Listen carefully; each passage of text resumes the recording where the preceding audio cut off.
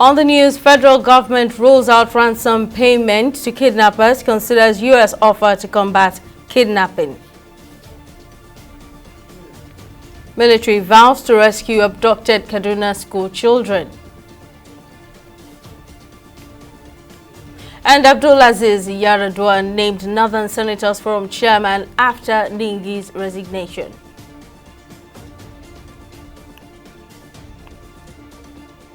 We're glad to have you join us on News Now. I'm Simi Adigun.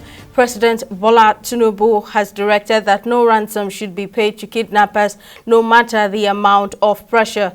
Minister of Information and National Orientation Mohammed Idris made this known during a briefing after the Federal Executive Council FEC meeting at the Aso Rock Villa on Wednesday, while revealing that the federal government is working round the clock to make sure that those kidnapped were returned to their families. The minister added it is reviewing the offer of foreign assistance in the battle against kidnapping and other high-profile crimes in the country. Correspondent Tamilore Akinkwole has more in this report. The recent kidnapping of over 280 students and teachers of Government Secondary School and Leah Primary School, Kuriga, Kaduna, was the major talking point at the Federal Executive Council FEC meeting.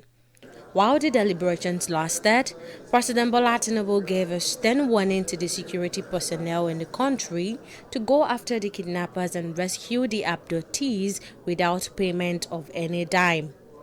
Answering questions from journalists at the State House Abuja, Minister of Information and National Orientation Mohammed Idris acknowledged the recent upsurge in the attacks, adding that the government was keeping a close eye on the situation while the security agencies were taking necessary measures to stop the attackers in their tracks.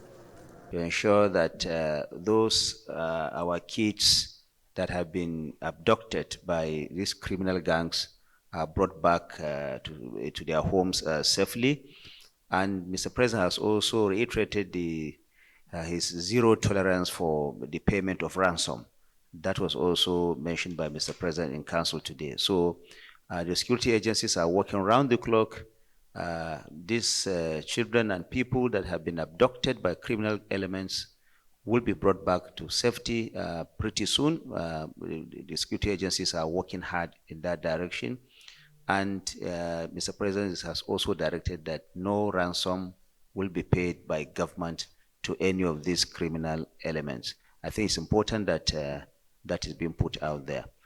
Minister of Agriculture and Food Security Abubakar Kyari disclosed that the federal government has commenced distribution of 102,000 metric tons of free grains in the 7 states of the northwestern part of Nigeria. We're distributing to state capitals in the first instance now. As you all are aware, the risks involved in vandalization of foodstuff in transit. So we're working assiduously with the Office of the National Security Advisor and the DSS and the police. And as I can assure you, we have started distributing, especially in the northwestern states. We're distributing out of 7 points. The council also approved 873.23 billion naira for the execution of 3 projects across the country by the Ministry of Works and 757 billion naira as augmentation for the dualization of the 489 kilometers Obajana to Bini Road. And then when I came on board in August, we were supposed to present the no objection to FEC in line with the due process. And we decided to review the project, one, to determine whether the dualization was desirable in view of the economic challenges, and 2, to see the texture of the soil and what to do. So we went through the route in September, and we saw the need to dualize the route. President Bola Ahmed Tinubu also directed the immediate reopening of Nigeria's land and air border with Niger Republic. He ordered resumption of all commercial and financial transactions between Nigeria and Niger, as well as all service transactions. Tamilore Akinkwole, TV360, Lagos. Still on the issue of ransom payment, security expert Salaudin Hashim says although Nigeria's Terrorism Act, as amended, criminalizes the payment, the position of the federal government places it on the side of weakness. He added that the absence of armory and security architecture places the country in a precarious situation given the abductors grounds to make absurd demands. He says a change in the approach of dealing with the insecurity challenge, such as local policing in the country, will provide a more effective solution. Terrorism Prevention Act 2022, as amended, actually criminalizes the payment of ransom. And government had made it very clear that that is not going to be the way to go. But again, within the context of what has happened, we are negotiating from the point of weakness. If we were negotiating from the point of strength, where we have the capability, the armory, the personnel, and then of course we have the platforms that has gotten a coordinate, and then of course we are really moving in very fast.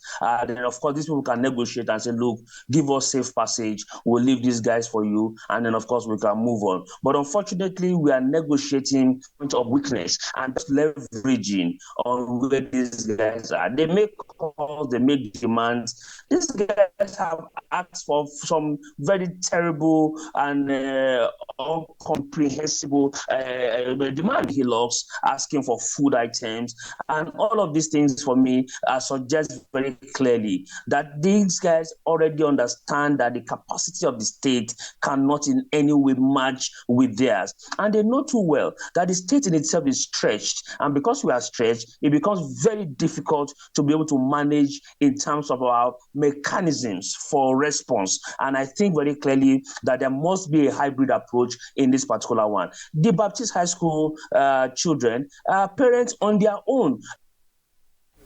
Still on security matters, the military has vowed to rescue the over 200 school children who were recently abducted by bandits in Kaduna State.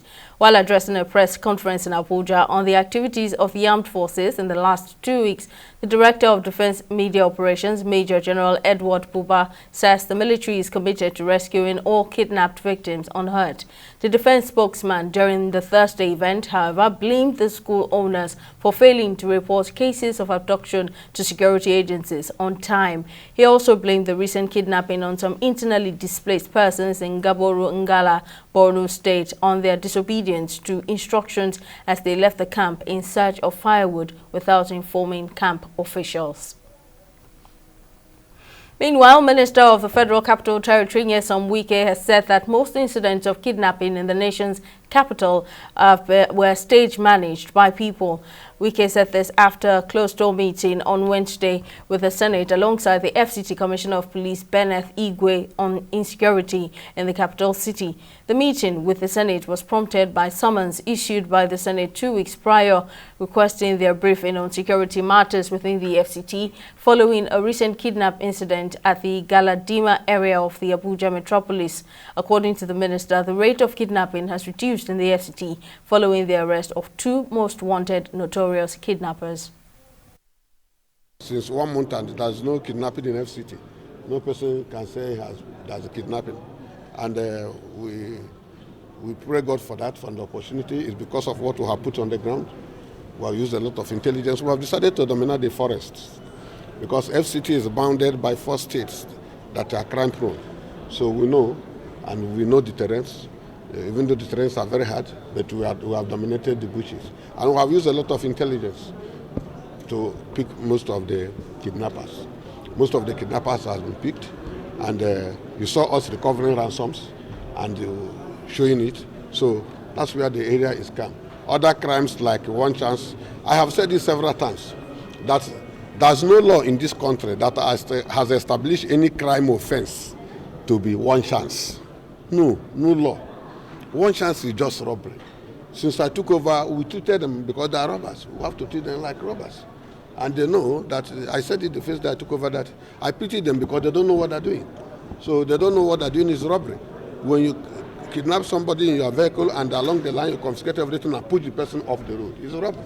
I'm not saying that we don't have kidnappers. Mind you, 2 most wanted notorious kidnappers, we have gotten them. And that's why you see the level of kidnapping has reduced. So we're not saying that we have gotten to where we want to be, but we're doing a lot. And people must acknowledge that what used to be is not what we are seeing now. And we'll continue to say, we'll continue to do our best by providing the best for our people. That's what we're trying to say. Meanwhile, the 1.1 trillion naira Federal Capital Territory Appropriation Bill 2024 has scaled second reading at the Nigerian Senate. The bill, which was sponsored by the Senate leader Opeyemi Bamidele, seeks to authorize the sum of 1.1 trillion naira from the FCT Administration Consolidated Revenue Fund. It also contemplates a consideration of the 2024 to 2026 economic recovery growth. Correspondent Folashade Olusegun files the report from Abuja.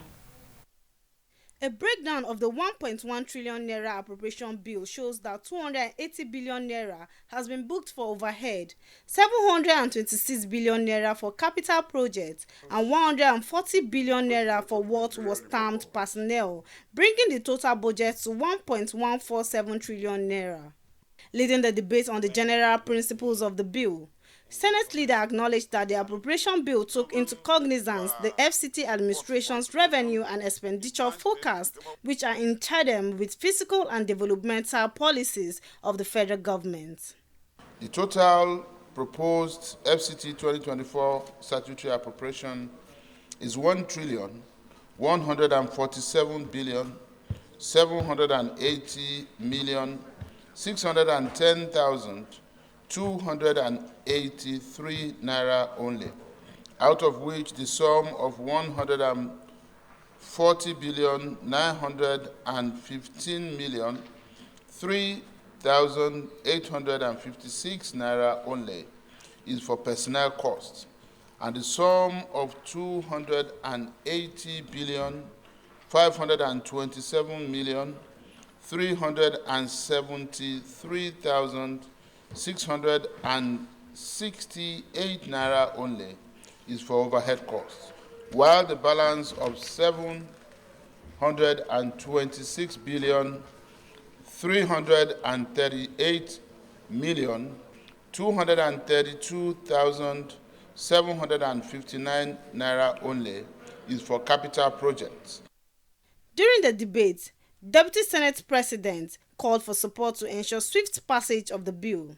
The minister was here and he rolled out all what he intends to do in terms of the security of lives and properties within the FCT, in terms of infrastructure.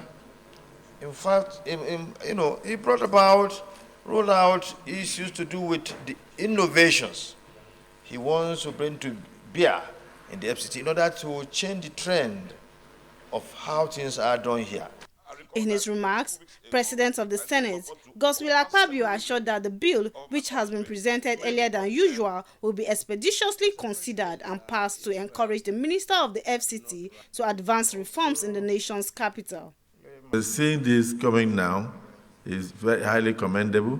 It shows that there is a resolve on the part of the Minister to transform the FCT in line with the 8-point agenda of the renewed hope of President Bola Ahmed Tinubu's administration.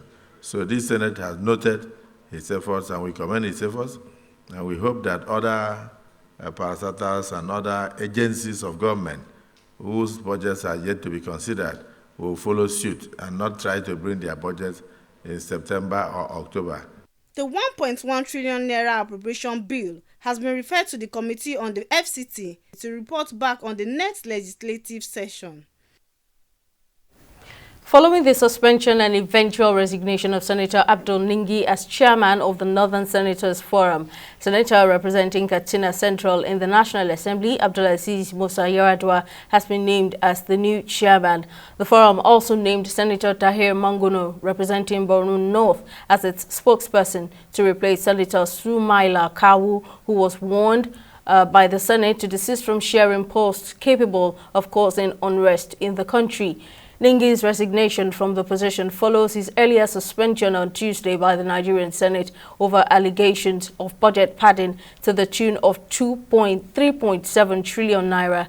In his resignation letter, the senator, who represents Bauchi Central, blamed his resignation on unfolding events in the National Assembly, the Northern Region, and the nation at large. In a related development, Chairman, Senate Committee on Banking, Insurance and Other Financial Institutions, Senator Adetokunbo Abiru of the APC representing Lagos East, has emerged as the chairman of the Southern Senators Forum. Abiru of the All Progressives Congress took over from Senate leader Opeyemi Bamidele, who served as chairman of the forum since the 9th Assembly. The new chairman, who spoke after his emergence following a meeting of senators from the Southwest, South-South and the Southeast, expressed readiness to partner with the Northern Senators Forum to champion the country's development. We are the new leadership now, and the expectation and the responsibility that has been bestowed on us is to champion the cause of Nigeria and Nigerians first and foremost. And of course, again, because we also live in an environment where we also have our northern brothers as well. So what we are meant to do is to also work closely with them in championing the cause of Nigeria. As it is right now, the unity of Nigeria is of uppermost importance to us, and that is what we will be championing. So all of our interests must be aligned, both from the southern end and from the northern end. So for now, there won't be much to really speak to, but as we take on this responsibility, my team and I, we will work together and come out very quickly with some of the plans that we have ahead. This is, we have just, the last leadership headed by the leader of the Senate is just transferring their powers and responsibility to us. So we have been running.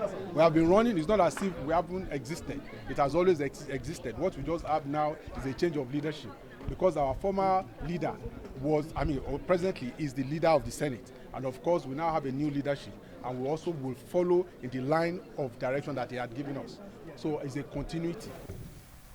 We'll go for a break now, but still to come, federal government to get $200 million from the African Development Bank for nationwide internet connectivity project. Stay with us for details. We'll return shortly.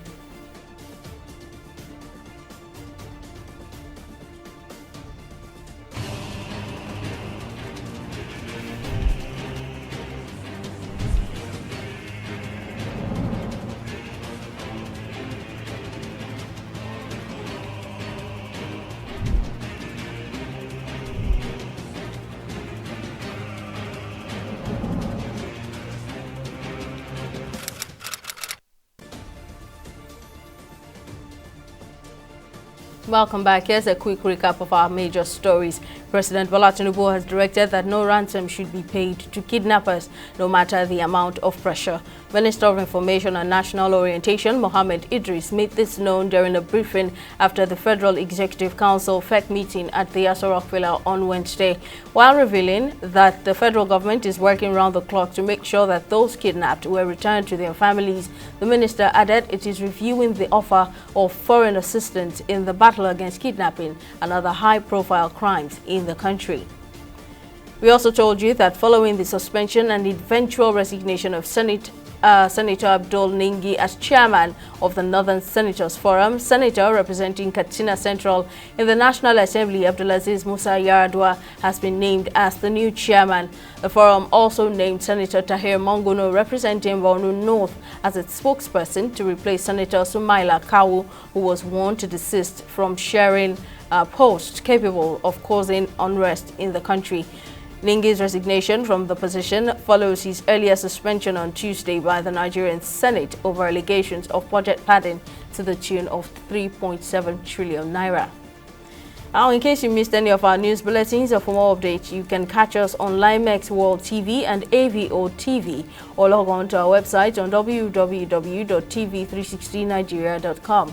You can also follow us on our social media platforms on Twitter, Instagram and YouTube at TV360 Nigeria, or download our mobile app on Google Play Store and Huawei App Gallery and Apple Play Store, on Facebook or at TV360 Online.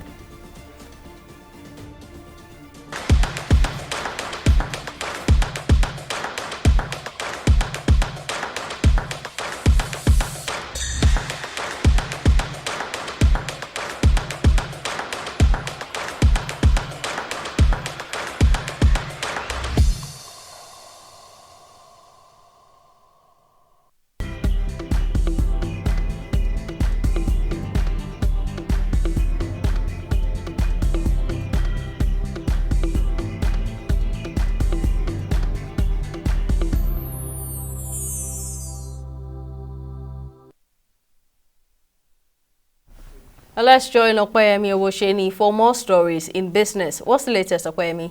Thank you, Simisola. Hello and welcome to Business News. In the world of business, the Ministry of Communications has been granted approval by President Bola Tinubu to source funds to finance 120 kilometers of fiber optic cable and boost connectivity across Nigeria. Bosun Tijani, Minister of Communications, Innovation and Digital Economy, reviewed this on Wednesday at the end of the Federal Executive Council FEC meeting presided over by the President. The Minister also briefed the Council on plans to launch a project to provide reliable internet connectivity to 774 local government areas in Nigeria. He said the project aligns with his ministry's strategic blueprint and is a significant step in achieving Tinubu's mandate to deliver efficient public service to Nigerians at the local government level. This is a fund that we've started putting together in under just 3 months. We have interest, very strong interest from Afro-Exim Bank. The UX Exim is interested. Like I said, I think about 3 weeks ago, we hosted a session here in Abuja with the World Bank and the private sector players in that space in Nigeria. And last week, I spent 4 days out of last week with World Bank again in DC. Looking at connectivity issues, and IFC was also part of the room as well. We don't think the challenge is in raising the money because everyone understands the return on investment on any infrastructure-related investment, particularly on connectivity, is high. I think the story of MTN and Airtel when they set up in Nigeria and how the business has been doing over the years can attest to that. So we do think we're going to get more commitment. The commitment from AFDB is the firm one. We've had just one meeting with them, and they came back with a strong commitment of $200 million towards this. And lastly, that I'll say on this is not just a fund that will come from the government. We're also speaking to the private sector as well, because it's a strong business opportunity. So we have a lot of private sector, both local and foreign, players that are interested in also being part of the fund as well. We'll go on a short break and be back with stock market report.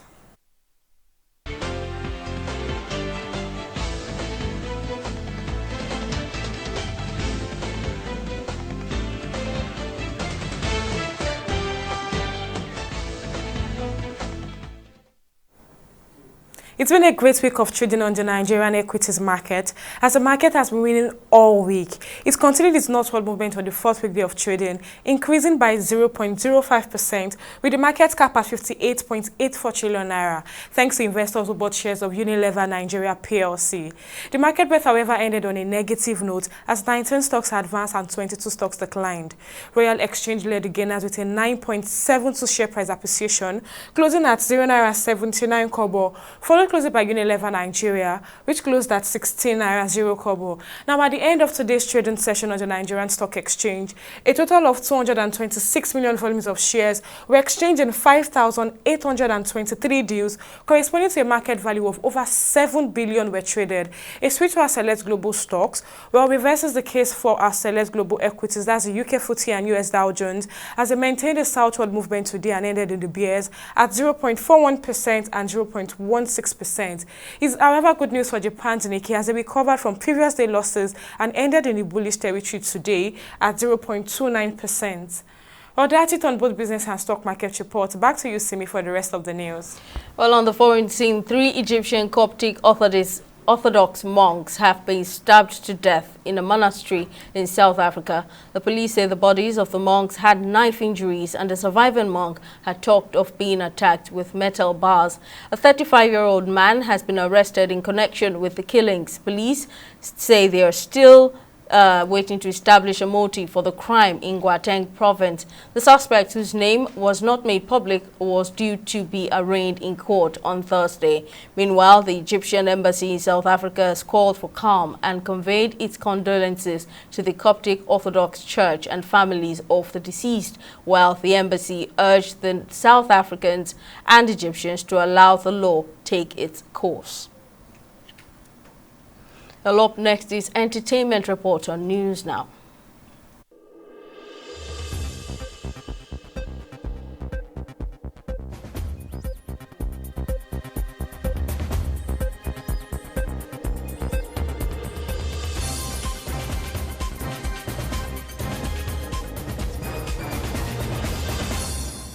The son of the late Nollywood actor John Okafor, popularly known as Mr. Ibu, and his brother got physical during a meeting over properties left behind.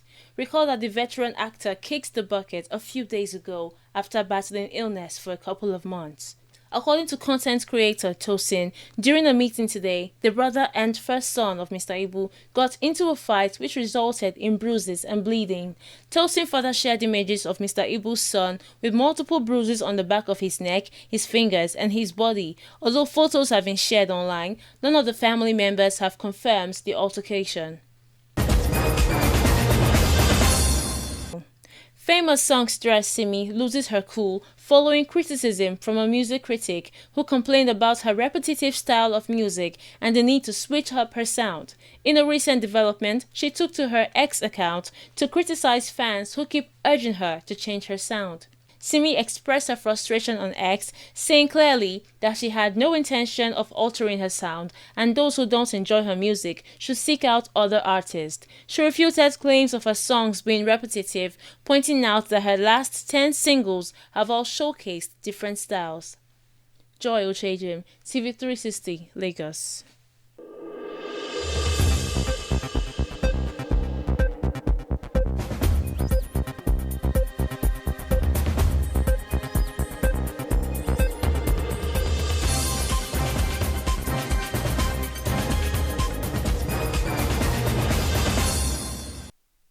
And on sports, the Confederation of African Football (CAF) has acceded to a request by the Nigerian Football Federation (NFF) to move next month's Women's Olympic Football Tournament final qualifying fixture first leg encounter between Nigeria and South Africa by 1 hour. The game, which is the opening leg of the fixture, will determine which of the two teams will be one of Africa's two flag bearers at this year's Women's Olympic Football Tournament in France. Also, the South African Football Association has now chosen the Loftus Versfeld Stadium in Pretoria for the return leg on Tuesday, April 9. The clash will commence at 7:30 p.m. South African time, 6:30 p.m. Nigerian time. That's all on News Now. Thank you for watching. See you next time.